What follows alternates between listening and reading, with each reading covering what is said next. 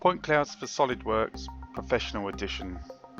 In this video we're going to deal with copying and deleting parts of the point cloud. So load your point cloud or point clouds as you have before, go to the clipping, and as shown in the previous video, use the select here to select a clipping area. I'm just going to quickly select around here, double click to finish.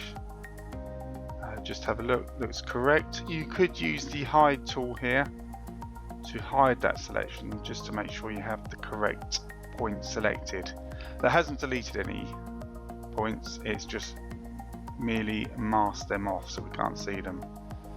So once we're happy with that, we can hit the delete option here. So it's a picture of the waste can, hit delete, those points are now gone. So if we were to load this file again, it would be loaded with those points missing. They would be gone. So if I just remove this point cloud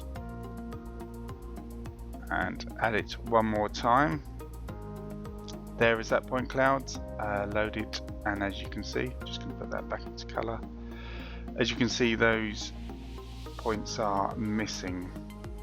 So if anyone else loaded this into their SolidWorks, or to be honest any of the Veesus point cloud programs, these points will be missing. Also, if this was served from our server, again those points will be missing.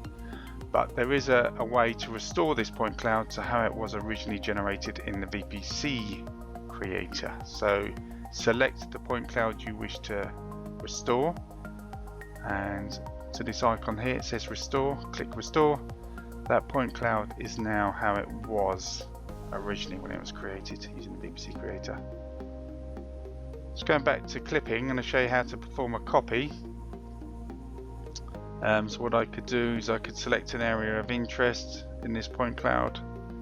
So if I was just to take this section here, just as an example, double click again, you would use the rotation around here just to see if you have selected the correct parts, and I could use the unselect,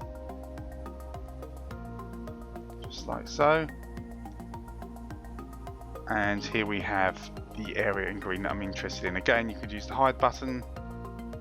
Okay, so there it is, and just click the icon here next to delete. It's called copy, and it will ask you for a file name. I'm just going to call it C for now. Don't need to see me typing in a name.